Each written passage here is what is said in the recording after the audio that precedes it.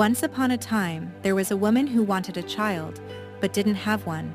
She went to a fairy, who gave her a magic seed. The woman planted the seed, and soon a beautiful flower grew.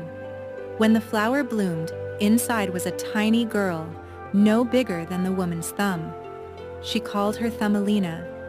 Thumbelina was very small but very kind.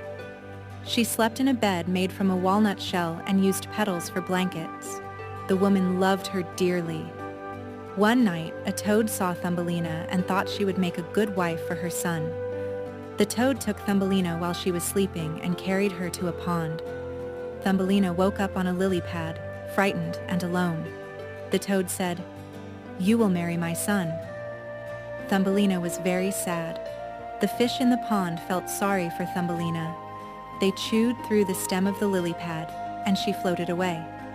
She floated down the stream, far from the toad.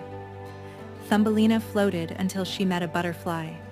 The butterfly helped her by pulling her along the water, but soon a big beetle saw her and carried her away.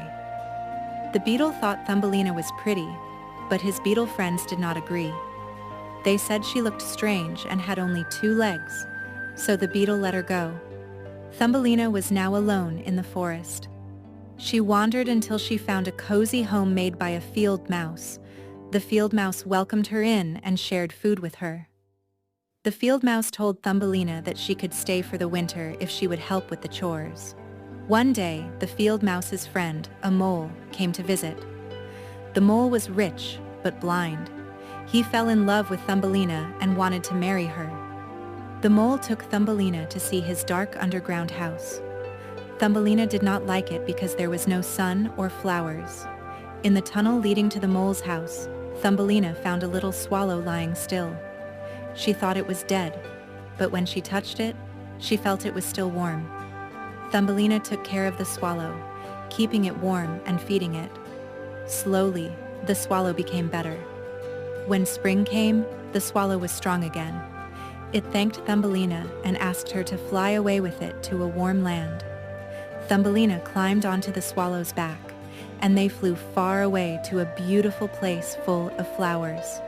In this land, Thumbelina met a tiny prince, the same size as her. He lived in a flower, just like she did. The prince fell in love with Thumbelina and asked her to be his queen. Thumbelina said yes, and they lived happily ever after, surrounded by flowers and sunshine. And that's the story of Thumbelina.